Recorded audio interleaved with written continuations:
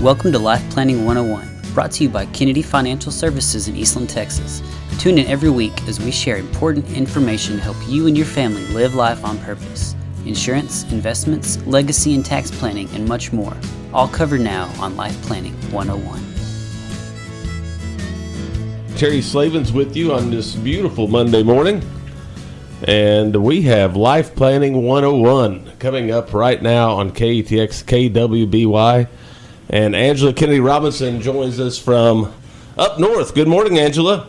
Good morning. As many of the families we know and work with know, we have a lot of families up here in Montana that we get to work with, and we just picked one of the best months out of the year to go north. That's all we did. So excited to be broadcasting the show from here, though, I have to say, and we got a great topic today. This is a topic I actually, when it came to mind, we need to do something on this, because I get this question all the time. And it comes in different forms and fashions, but it's the same question. And it's, how much blank can I afford? How much house can I afford? How much car can I afford? How much horse trailer can I afford? Can I afford a second home? If so, how much? Can I afford an RV? If so, how much?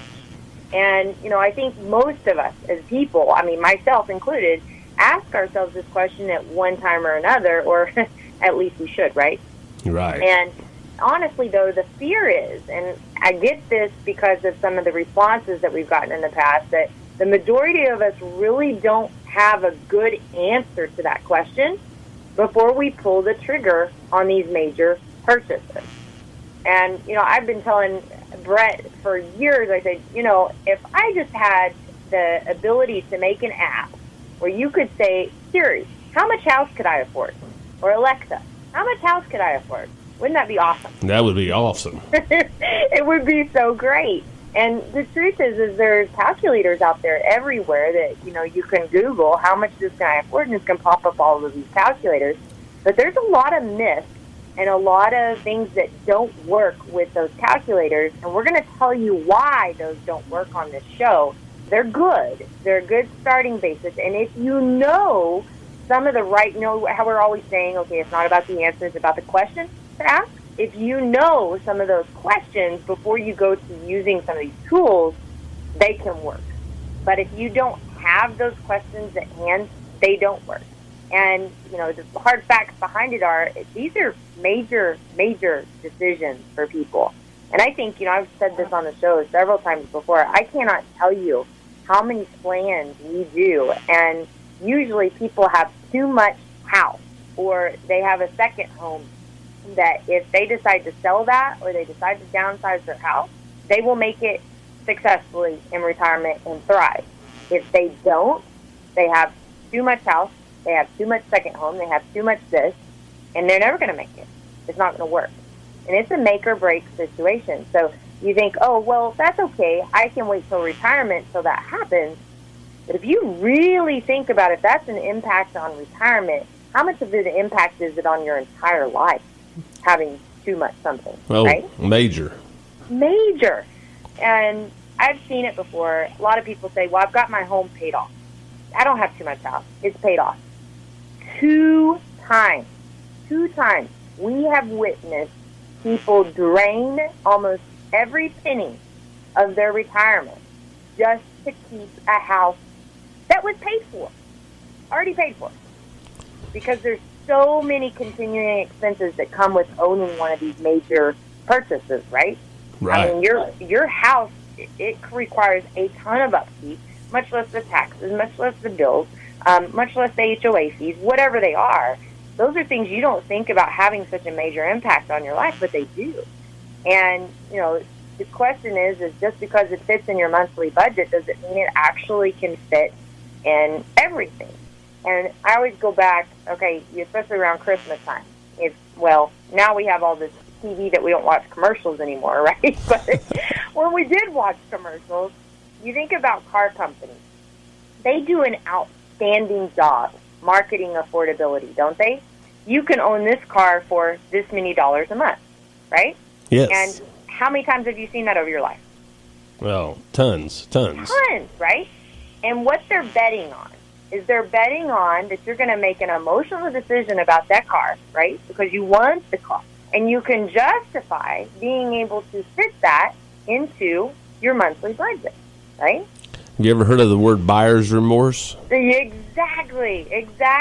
And just because you can afford that monthly payment doesn't really mean you can afford the car, the house, or whatever.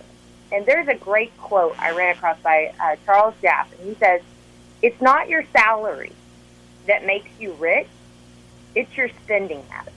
Think about that. Very good point.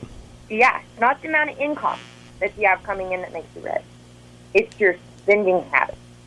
If you are frugal, if you are, disciplined with where your dollars go, you're going to be successful and you're going to have money for your future. If you don't, well, and it doesn't matter. I mean, I can tell you time and time again, I've seen, families, two families that should be pretty much identical. They retired from almost the same job, the same company. They had millions of dollars differences when they retired. No inheritance, nothing else to offset that. But why would that be? Millions of dollars. It's all in their spending habits. Right. It's all in the choices that they've made. And we don't think about that, but over time, those pennies, what is it Sam Walton always says? You save your pennies and your dollars will be there, right? Exactly. Yeah. So over time, all those little pennies add up. And you think about the impact of that over a lifetime, it's massive. I had a landlord one time, and she said that I put all my change in my deep freeze. And I'm thinking nickels and dimes. No, she's talking about 5s, 10s, and 20s. It's hard telling how many thousands of dollars she had in her deep freeze. Right. Yep, that's exactly right. I remember as a kid, we have a change pot, and we come in, you drop your change in there every day, and that's how you save to be able to go on vacation. Absolutely, yes. Yeah, it's and the world is changing because we don't have change. No, debit cards don't give change anymore. So that's exactly right. Exactly right. So this is so impactful, and that's exactly what we're going to talk about today. We're going to teach you how to know how much house you can afford, how much car you can afford, how much RV or horse trailer or second home or whatever it is that you can afford, and what it actually means to be able to make these decisions, and the impact that it has on the rest of your life. You're not going to want to miss it right here on Life Planning 101.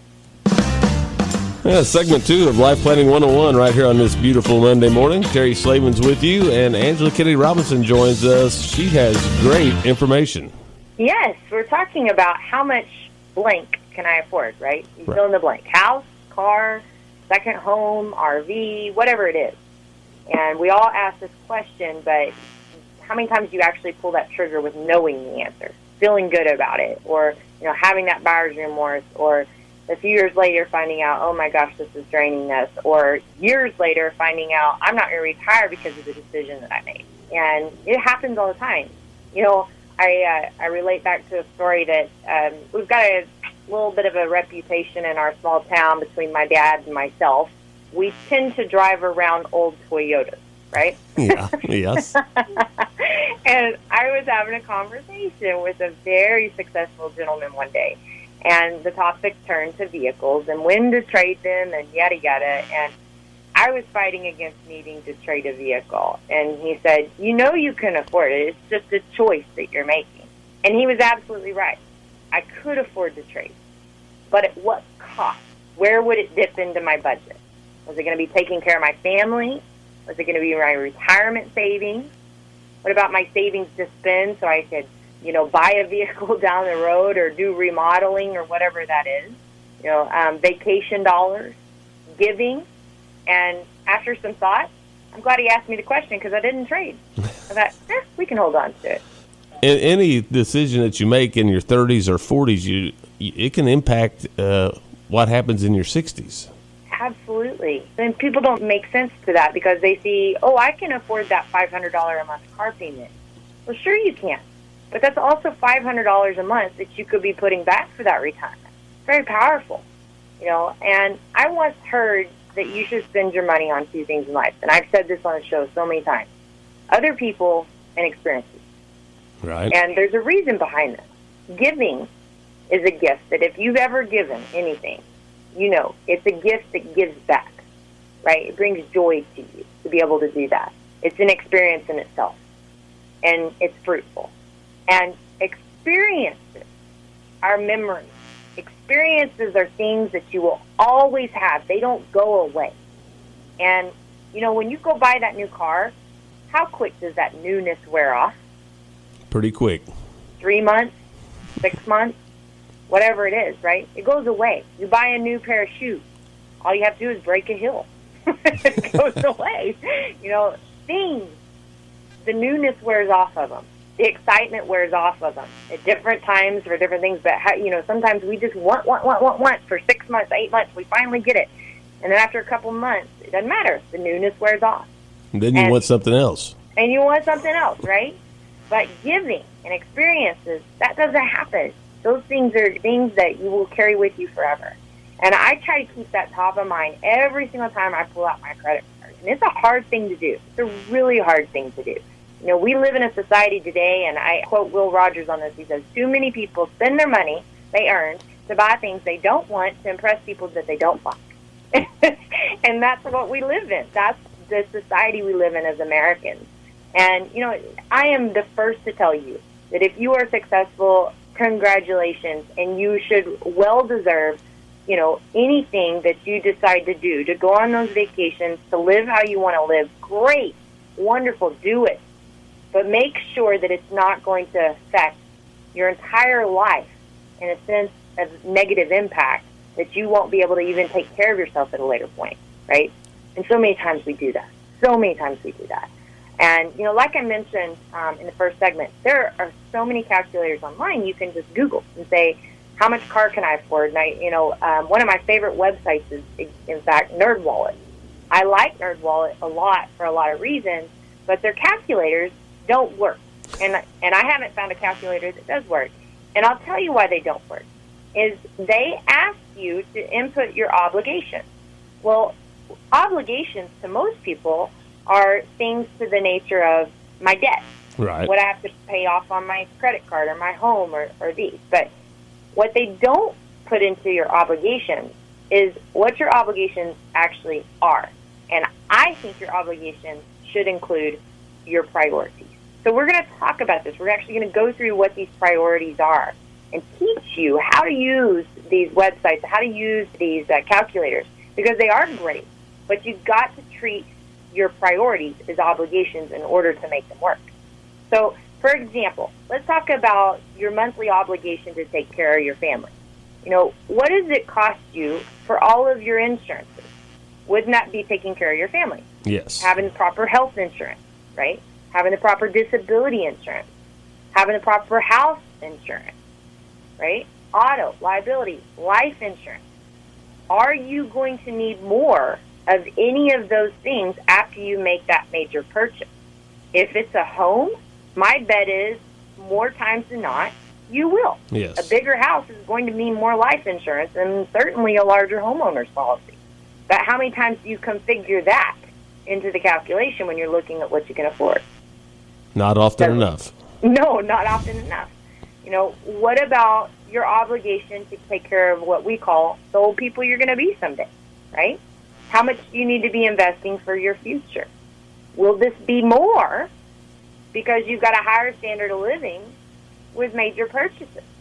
I was talking to my husband one time, and we were talking about, our place and yada, yada, and he said, we always downsize, sell this. I said, you're crazy. I said, once you get accustomed to the standard of living that you want, you're not going to downsize. I've yet to see it.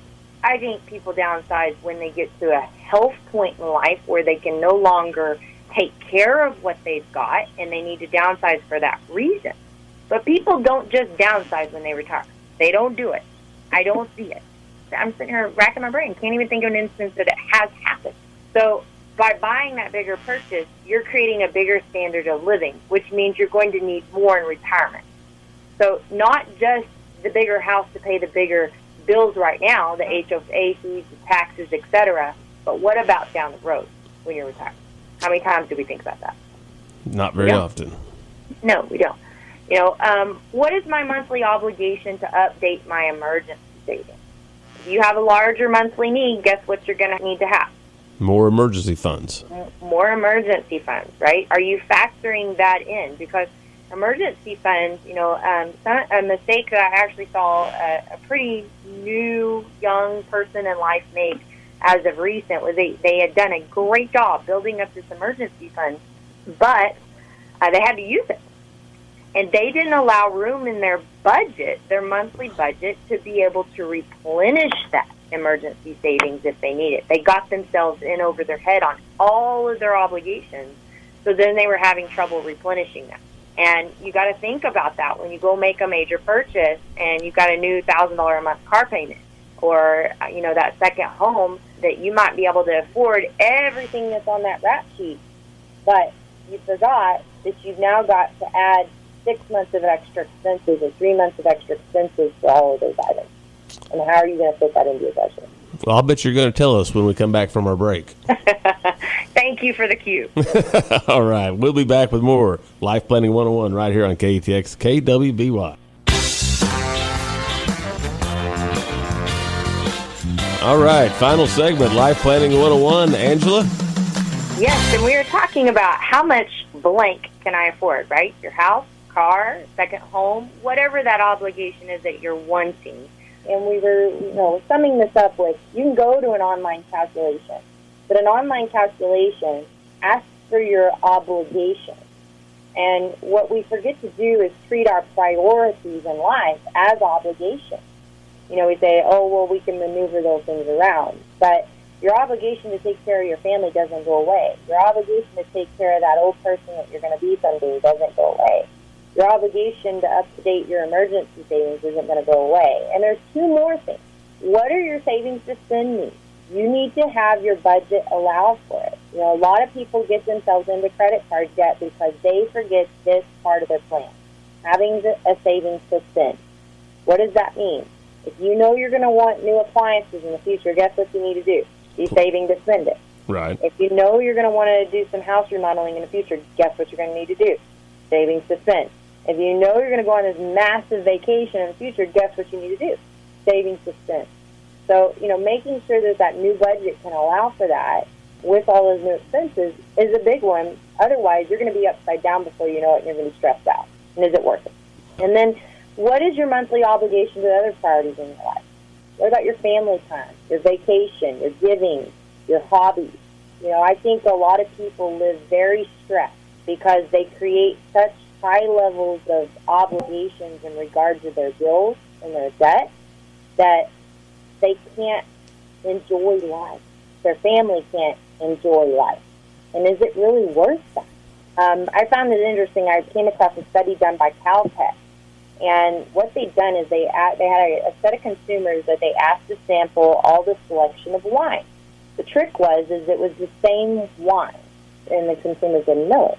So each of the researchers gave the participants a different price point for each sample that they had. And they had an MRI machine that tracked pleasure sensors.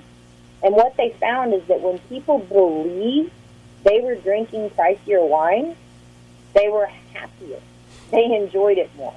That's Think amazing. about that. Yeah. Had nothing to do with the taste, right? Right. So apply that irrational thought to the real world, to your world. How dangerous is that? And, we talked about this before the break a little bit, but, emotions tend to get the best of us when we want that new shiny object. We find every way to justify it, or at least I do, right? We are Americans, and we have this endless culture, it feels like, to keep up with the Joneses in a sense. And there's nothing wrong with being successful, enjoying the fruits of your labor. But you've got to remember to keep it in check. What are really the most important things in your life today and looking into the future? Will your decisions to be able to purchase that be able to support those things? And if not, you might want to think about your thinking and go a different route. I remind you of that quote we talked about by Charles Jack that says, it's not your salary that makes you rich, it's your spending habits. No matter how much you make or don't make, it's your spending habits that make all the difference. And, when you go into, finding out how much you can afford, I promise you can justify it. But when that new wears off and you're just left with that bill or that impact on your future, what's that going to mean for you? What's that going to mean for your life or your family? What if you don't even get to see that? And we've seen that a couple times. We have 2 widows that there is way too little life insurance to take care of those ladies. And they struggle every single day because they cannot adjust to this new lifestyle that they are forced into because there wasn't enough there. They had too much house they had to sell and too little life insurance to be able to support the same lifestyle that they were accustomed to. Think about that. Powerful. Very powerful. It is. And we don't think about that. All we think about is, I can afford that. I want that. But think again. It might not be worth it, right? Make sure you go to our newsletter, Kennedy-financial.com. We've got these 5 priorities that you should treat as obligations every time that you go to make a major purchase and you figure out if you can afford what you're wanting to purchase or how much you can purchase. Right here on Life Planning 101. My name is Angela Robinson with Kennedy Financial Services. We thank everyone. Hope everyone has a blessed and wonderful week. Thank you for joining us for Life Planning 101, brought to you by Kennedy Financial Services. If you have questions, you can email them to lifeplanning@kennedy-financial.com. Be sure to tune in next week for more Life Planning 101. The opinions expressed herein are those of the firm and are subject to change without notice. The opinions referenced are as of the date of publication and are subject to change due to changes in the market or economic conditions and may not necessarily come to pass. Any opinions, projections, or forward-looking statements expressed herein are solely those of the author, may differ from the views or opinions expressed by other areas of the firm, and are only for general informational purposes as of the date indicated. Securities offered through Calton & Associates Incorporated, a registered investment advisor, member FINRA SIPC. Investment advisory services offered through Smart Money Group LLC. Kennedy Financial Services and Smart Money Group LLC are separate entities and are not owned or controlled by Calton & Associates Incorporated.